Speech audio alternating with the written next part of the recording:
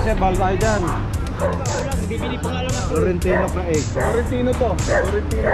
Bibili lang ako, sir. Oh, ba't ko pala ang tindahan? Wala namang problema sir kung bumili ka. Kaso lang may damages sa tayo sir. Bawal tayo magparada dito. Kaya nga, hindi rason yun sir kung bumili ka. Bawal tayo Ang dito. clamping ko ngayon, may ticket ko ito ng license. Ngayon, consideration, di ko kayo titigitan. City ordinance lang gagawin ko ha. Kahit po naligan mo kayo sir, bawal po tayo dito. Both side po yan. Karating lang yun. Dapat po hindi yung mga hindi ang Kahit gatong driver po po yan kararating lang. Unang-una naka-sidewalk po kayo. Bawal po na. Kahit hindi magtatagal, dapat po ang driver natin ito sa loob ng sasakyan. Kasi nilang gisna, ang kinagisna nilang dati, pwede tayo magparada. Kung saan?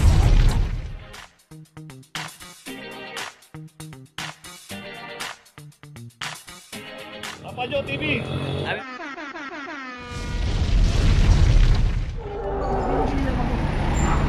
Kuya sir, bahal tayo dyan.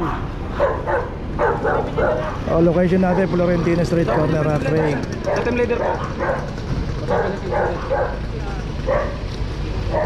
So yun na ulitin po natin na malimit po nakaklamp yung mga may bumibili ano? Pero pwede natin iparada yan.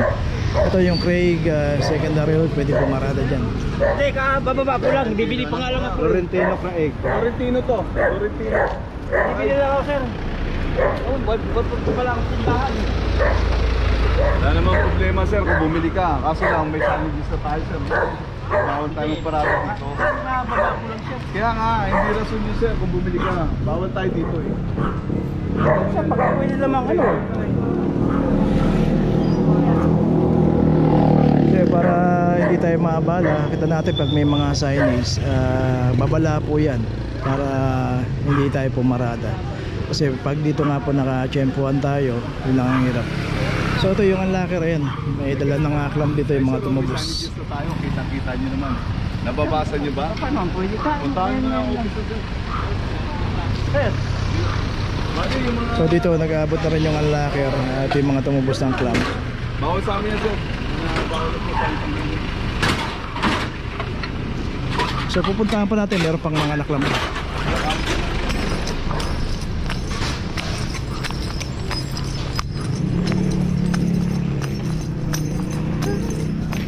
At dito rin yung isang Hyundai Santa Fe. At ito nakaklam na rin to, walang driver. 2318. So kasama to sa mga nakaklam dito. Dito nga ulitin po natin kung sino yung aabutan at walang driver, matik niya po yan. Kaya bumili tayo, kaya may pinuntahan tayo, o naiwan natin dito, naka-obstruct dito sa Mabuhay Lane, matik na po yan.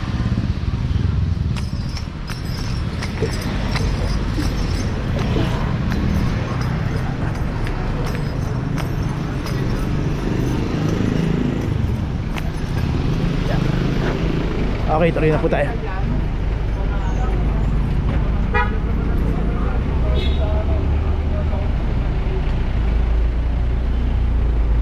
So yan, ulitin po natin.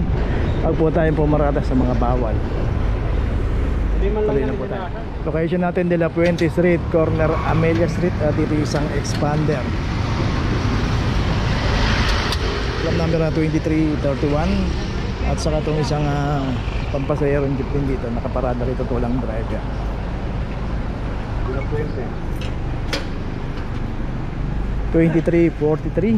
So dalawang sasakyan, isang jeep saka isang private. At yung makikita natin may signage, no parking, clamping zone, Mabuhay Lane. Yan, napakalinaw po ng naka-signage dyan.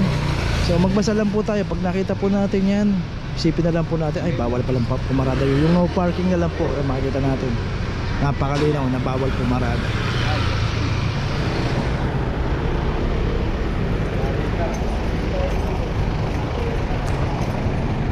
Dapat po ganito ang ginawa niya dyan. Kung paalis na po kayo, dapat po kanina niyo pa yung ginawa. Hindi yung nabutan pa kayo.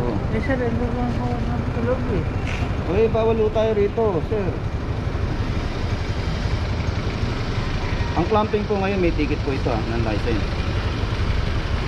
Ngayon, consideration, di ko kayo titigitan.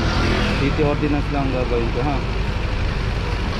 Kahit po naligan mo kayo sir, bawal po tayo dito. Both side po yan. Opo, ito po. Hindi ko na kayo titikitan ha. City ordinance lang ho ginawa ko sa inyo. At pag tinikitan ko kayo, dalawa po ang penalty niyong babayaran. So yun, bali city ordinance na lang yung binigay na violation dito, obstruction, so clamping lang siya.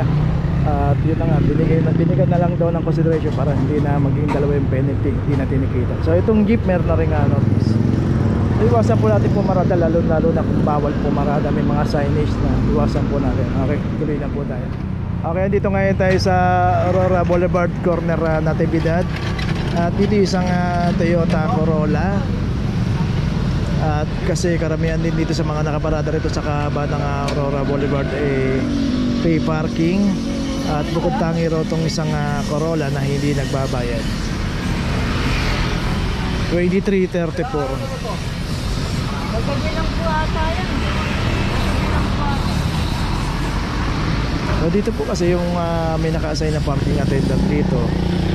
Once na meron pong hindi nagbayad ng parking dito at na yung magpa-ticket, dito tinatawag po yan sa clamping operation.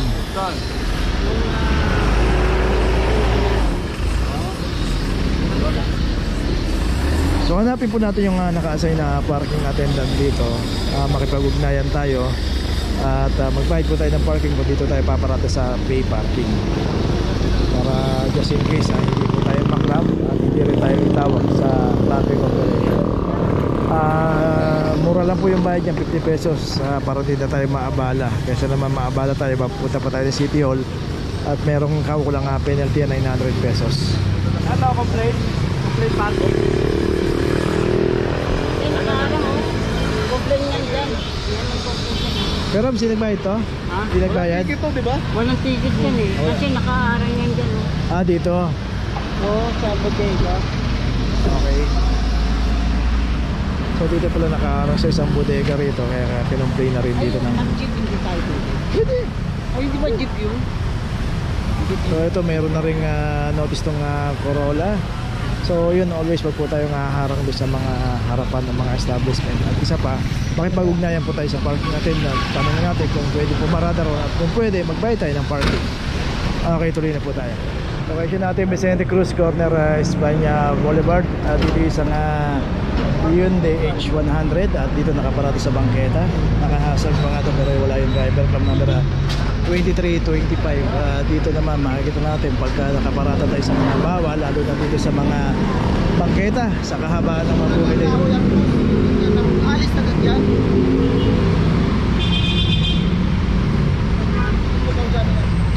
Susundulat sa restaurant dyan, dos alis agad yan. Karating lang yun. Dapat pa hindi yung makanan. Hindi agad yung driver po po yung kararating lang. Unang-una naka-sidewalk po kayo. Bawat Hindi nga po magtatagal yan po. kahit hindi magtatagal, dapat po ang driver natin ito po sa loob ng sasakyan. Ganito na lang consideration na lang. May ticket ko ng license yan, hindi kita titikitan. City ordinance lang gagawin ko pupuntahan niyo yan dito sa may Central Marketing Fountain. Kailangan po papuntahan na lang mo yan. Dadalhin niyo yung notification niyo. Tingnan niyo po, nasa sidewalk po. Walang driver, nakahasad nga po. Diyan nga sa taas Ayun, dapat po nagpapayungan kayo ng tao. Kapag may driver na may tao yan dito, kahit wala yung driver, mamatawag ko, papalisin. Wala ang gagawin mo natin? Ngayon lang naman talaga. Hindi na ho kita ng consideration Di na ho kita, di ko titikitan license kaya driver. Kaya po. Kaya po namin gagamitin po namin. Pupuntahan niyo po yan doon sa Central Market. Binigyan ko na ho kayo ng consideration. Kasi pag yan tinikitan ko pa kayo, dalawa po ang penalty ninyo, clamp at saka ticket. Ilan na. Pupuntahan niyo sa Central Market yung Fountain Ikaw ang driver? Okay, puntahan mo na lang doon Okay. So yun, ay paliwanag yung mabuti.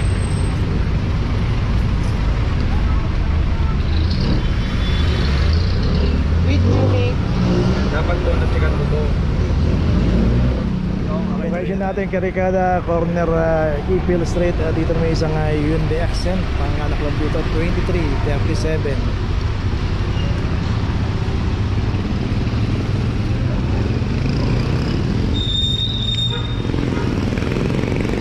So dito kasi na merong hospital dito, kaya dito marami nag-aantay o maraming iniiwan yung sasakyan, pero dito kasi bawal dito dahil mabuhay din po itong karikada. Kaya dito pag na-check po palabas na po ng Rizal Avenue yan.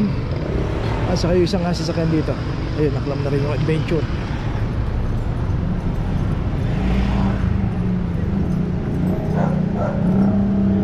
At dito kung sino po yung aabutan at walang driver, matik na po yan, 2336 para sa Adventure.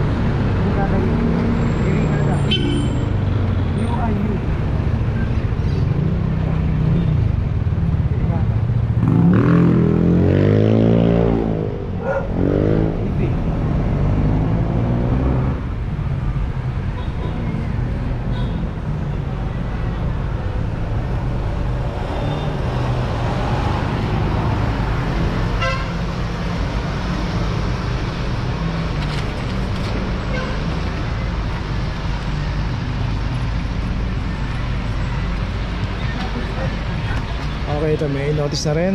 Okay, tuloy na po tayo.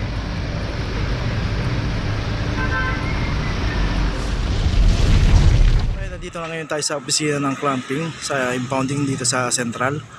Dito na po nagtatapos ang ating vlog. Maraming salamat po sa mga subscriber, sa mga viewers, sa mga napadaan po sa ating channel. Maraming salamat po sa mga suporta nyo.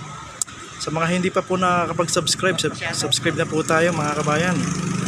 Maraming salamat po. Mabuhay!